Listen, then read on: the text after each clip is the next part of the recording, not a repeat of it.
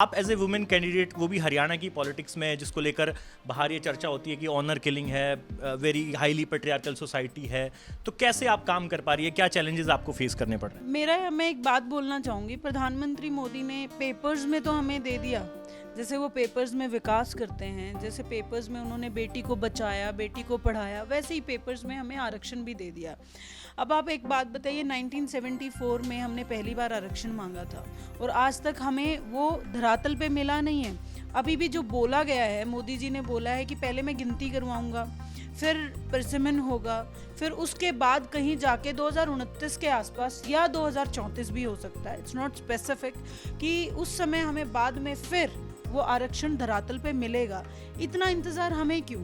क्या यही बात अगर आदमियों के लिए होती तो वो भी इतना ही वेट करते क्या? फिर बीजेपी के नेता ये कहते हैं कि एटलीस्ट हमने दिया तो सही, इससे पहले यूपीए की सरकार रही, एनसीपी उसका हिस्सा थी, तो आप लोग क्यों नहीं ये कर पाए? किरण चौधरी का नाम आता है तो ठीक है, वो उनका खुद का एक कद है, लेकिन कहा जाता है कि वो बंसीलाल परिवार की बहू हैं।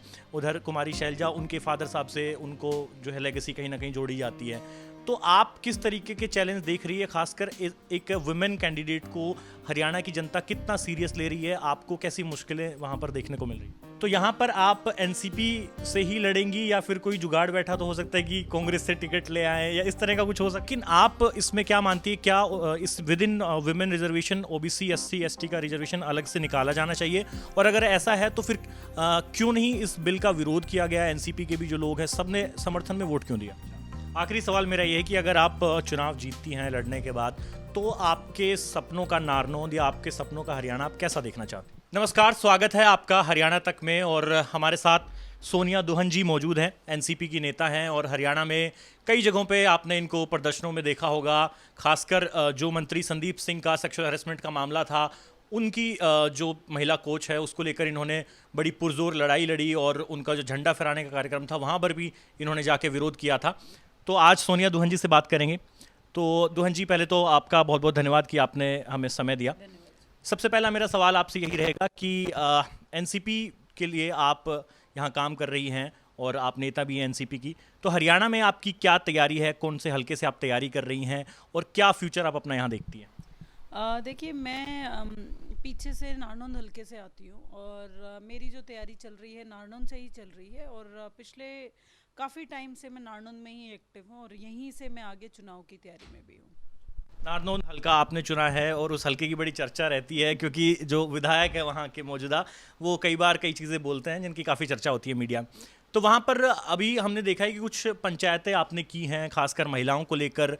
तो आप एज ए वुमेन कैंडिडेट, वो भी हरियाणा की पॉलिटिक्स में, जिसको लेकर बाहर ये चर्चा होती है कि ऑनर किलिंग है, वेरी हाईली पेट्रियार्कल सोसाइटी है, तो कैसे आप काम कर पा रही है? क्या चैलेंजेस आपको फेस करने पड़ रहे हैं? देखिए, ऐसा नहीं है कि हरियाणा में पैदा होने के बाद चैलेंजेस नहीं थे, हरियाणा में काम करने में चैलेंजेस नहीं थे, बहुत सारे चैलेंजेस हैं। बीइंग अ गर्ल यहाँ पे स्टैब्लिश होना, यहाँ पे काम करना, क्योंकि आपको पता है कि हमारी सोसाइटी लड़कियों के लिए कितनी रिजर्व्ड है, कितनी कंजर्वेटिव है। लेकिन धीरे धीरे धीरे धीरे थोड़े टाइम पहले परिवार ने भी अपोज किया, फिर विद द टाइम बीइंग जब उनको लगा कि अब ये गिव अप नहीं करने वाली है, तो सबने सपोर्ट करना शुरू किया। और अब तो ऐसा होता है कि अक्सर आपने मेरी पंचायतें देखी होंगी, और जब कभी भी लोगों में मैं जाती हूँ तो लोग बड़े इज्जत से, बड़े मान से, बड़े प्यार से मिलते हैं। अच्छा, एक बार जब आपका नाम दिल्ली की मीडिया में भी चर्चा में आया, तो सबको बड़ी हैरानी थी कि भाई हरियाणा की कौन लड़की है एनसीपी में। तो कैसे आप एनसीपी में, मतलब शरद पवार जी, एनसीपी, इनके नज़दीक कैसे पहुंची? ये सफ़र आपका कैसा रहा? देखिए, मैं पूना गई थी फ्लाइंग कोर्स के लिए और पायलट बनने के लिए, पैरामोटरिंग की फ्लाइंग के लिए। उसी समय मेरा जो इंट्रोडक्शन हुआ एनसीपी के साथ, मैं इंट्रोड्यूस हुई और वहीं से मैंने एनसीपी के साथ काम करना शुरू किया था। आज आई गेस 12 साल हो गए हैं मैं एनसीपी के साथ ही काम कर रही हूँ। तब मैंने शुरू किया था, आज भी यहीं हूँ। तो अभी आप नारनौंद से चुनाव लड़ने की तैयारी करें, लेकिन हाल ही में वुमेन रिजर्वेशन बिल जो है वो पास हुआ है संसद से, और बीजेपी जो है, प्रधानमंत्री मोदी खुद जाके अब अपने भाषणों में कह रहे हैं कि उन्होंने महिलाओं को उनका अधिकार दिलाने का काम किया है। आपका क्या टेक है इस पर? मैं एक बात बोलना चाहूँगी। प्रधानमंत्री मोदी ने पेपर्स में तो हमें दे दिया, जैसे वो पेपर्स में विकास करते हैं, जैसे पेपर्स में उन्होंने बेटी को बचाया, बेटी को पढ़ाया, वैसे ही पेपर्स में हमें आरक्षण भी दे दिया। अब आप एक बात बताइए, 1974 में हमने पहली बार आरक्षण मांगा था और आज तक हमें वो धरातल पे मिला नहीं है। अभी भी जो बोला गया है, मोदी जी ने बोला है कि पहले मैं गिनती करवाऊंगा, फिर परसिमन होगा, फिर उसके बाद कहीं जाके 2029 के आसपास या 2034 भी हो सकता है, इट्स नॉट स्पेसिफिक, कि उस समय हमें बाद में फिर वो आरक्षण धरातल पे मिलेगा। इतना इंतज़ार हमें क्यों?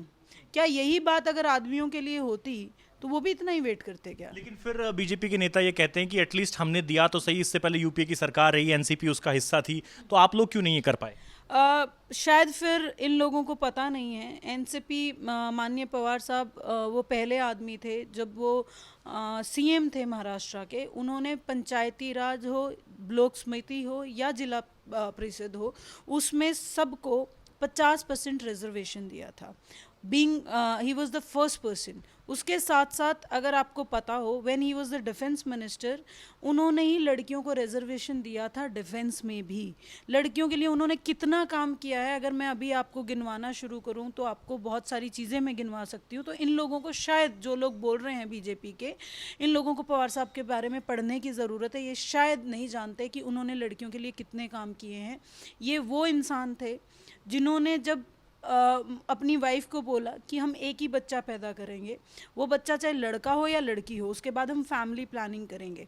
तो वो लड़की पैदा हुई, जो हमारी ऑनरेबल सुप्रिया ताई जी हैं, वो पैदा हुई। उसके बाद ही वो बीइंग अ मेल, जब कोई मेल सोचता भी नहीं था, फीमेल भी नहीं सोचती थी फैमिली प्लानिंग की, बीइंग अ मेल उन्होंने फैमिली प्लानिंग करी थी। मुझे लगता है इससे बड़ा एग्जाम्पल कोई और नहीं हो सकता। अच्छा, अब जो आप अपने हल्के से तैयारी कर रही हैं, आप देखते होंगे कि जिस तरीके से जितनी भी वुमेन पॉलिटिशियन है, उनकी जो आइडेंटिटी है वो सेल्फ आइडेंटिटी के अलावा वो किसी न किसी दूसरी चीज़ से एसोसिएट करते हैं। चाहे अगर किरण चौधरी का नाम आता है तो ठीक है, वो उनका खुद का एक कद है, लेकिन कहा जाता है कि वो बंसीलाल परिवार की बहू हैं। उधर कुमारी शैलजा, उनके फादर साहब से उनको जो है लेगेसी कहीं ना कहीं जोड़ी जाती है। तो आप किस तरीके के चैलेंज देख रही है, खासकर एक वुमेन कैंडिडेट को हरियाणा की जनता कितना सीरियस ले रही है? आपको कैसी मुश्किलें वहाँ पर देखने को मिल रही है? मुझे लगता है कि जब आपको लोगों के बीच में रहना होता है, काम करना होता है, आपको किसी लेगेसी की ज़रूरत नहीं है। मेरी लेगेसी ये है कि मैं किसी किसान परिवार से आती हूँ, किसान मजदूर की बेटी हूँ और एक बहुत ही आम से घर से आती हूँ। यही मेरी लेगेसी है और यही मेरी स्ट्रेंथ है। और लोगों को ये वीकनेस लगती होगी, लेकिन ये मेरी स्ट्रेंथ है कि मैं किसान के घर से आती हूँ और मुझे पता है मेरी सोसाइटी को, मेरे किसानों को, मेरे मज़दूर भाइयों को, मेरी बहनों को चाहिए क्या। तो मुझे किसी भी लेगेसी की कभी ज़रूरत पड़ी नहीं। और आपको कि मुझे चैलेंजेस, मुझे नहीं लगता अब मुझे कोई चैलेंजेस बचे हैं अदर देन ये जो कुछ लोग हैं। इनके अलावा लोग मुझे इतना प्यार देते हैं, इतना सम्मान देते हैं।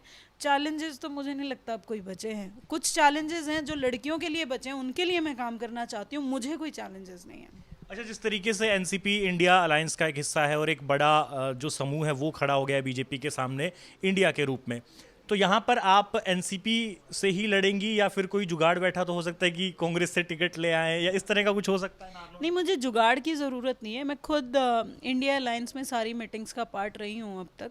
और बीइंग फ्रॉम एनसीपी, मैं जिन जिम्मेवारियों को एनसीपी में देख रही हूँ, मैं स्टूडेंट नेशनल प्रेसिडेंट हूँ। उसके साथ साथ अभी पीछे मुझे सेंट्रल ऑफिस का इंचार्ज भी बनाया गया है।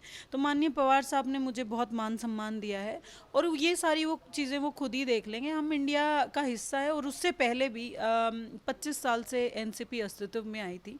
तब से आज तक हमने कभी भी अलग से चुनाव नहीं लड़ा है। हमने हमेशा साथ मिलकर चुनाव लड़ा है, चाहे वो महाराष्ट्र हो या अभी पीछे गुजरात हो या बाकी स्टेट्स हो, यहाँ भी हम साथ मिलकर चुनाव लड़ेंगे। अच्छा, एक सवाल ये आता है कि वुमेन रिजर्वेशन का जो बिल है कि सभी लोगों ने उसका समर्थन किया, लेकिन कांग्रेस ने बाद में उसमें कहा कि इसमें ओबीसी, एससी, एसटी महिलाओं का रिजर्वेशन अलग से होना चाहिए।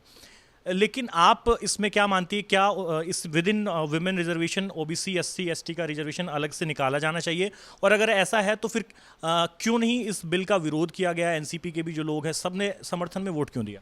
देखिए, हमने समर्थन में वोट इसलिए दिया है क्योंकि हमें लगा कि शायद ये वोट देते ही ये इमीडिएट लागू हो जाएगा, और शायद जो चेंजेस के लिए हमारे से पूछा जाएगा कि इसमें और क्या क्या चेंजेस होने चाहिए, और वो चेंजेस इसमें किए जाएंगे। लेकिन हमेशा की तरह जैसे आनन फानन में हमेशा माननीय प्रधानमंत्री जी और उनकी कैबिनेट होती है, या बीजेपी की जितनी भी सरकार है वो होती है, वैसे ही आनन फानन में इन्होंने फटाफट साइन करवाया सबसे और इसको लागू कर दिया।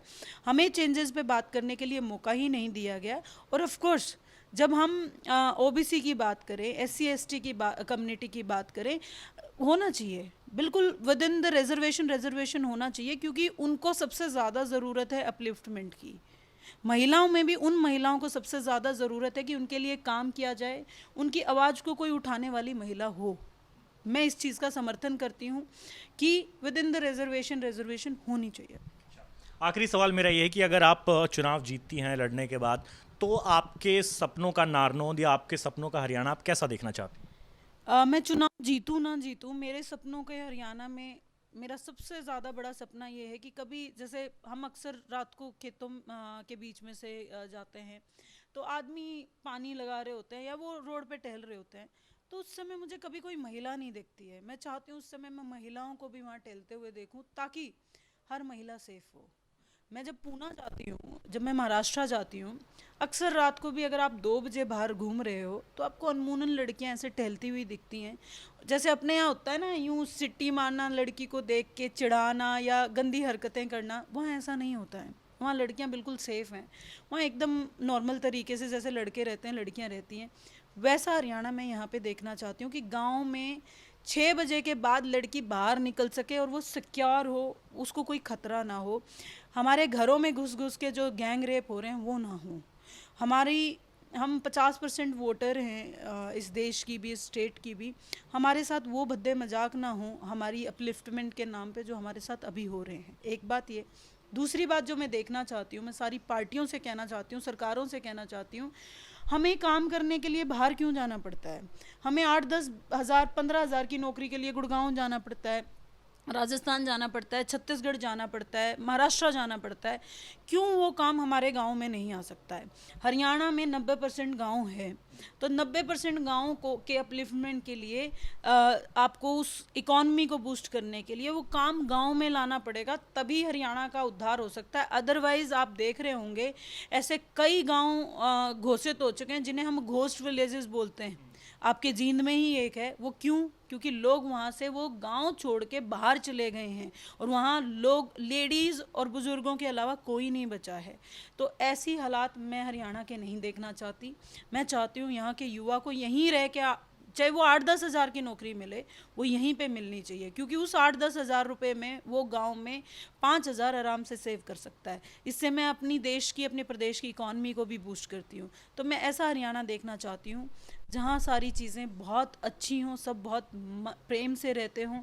जो ये जहर आज जाति पाति का हमारे में फैल रहा है, जो धर्म का ये बीजेपी जहर फैला रही है हमारे में, जो हमारे में पहले नहीं था, वो सारी चीज़ें जो समाज पहले हमारा होता था, आप बोलते थे ना हरियाणवी में क्या करते, गाम राम वो है, तो वो गाम राम में देखना चाहूँ मैं। तो सोनिया दुहन थी हमारे साथ और उन्होंने बताया कि वो किस तरह का हरियाणा का वो सपना देखती हैं और क्या कुछ हरियाणा की पॉलिटिक्स को लेकर उनका प्लान है। उनका कहना है कि नारनौंद हल्के से वो चुनाव लड़ेंगी और एनसीपी में फ़िलहाल वो हैं, और उन्होंने कहा है कि टिकट भी वो एनसीपी से ही लाने की कोशिश करेगी। और साथ ही साथ उन्होंने ये भी कहा कि जो मोदी सरकार है, जो वुमेन रिजर्वेशन बिल लेकर आई है, उसमें रिजर्वेशन के अंदर महिलाओं के लिए ओबीसी, एससी और एसटी आरक्षण की भी वो समर्थन करती है। कैमरा पर्सन सिद्धार्थ के साथ राहुल यादव, जींद, हरियाणा तक।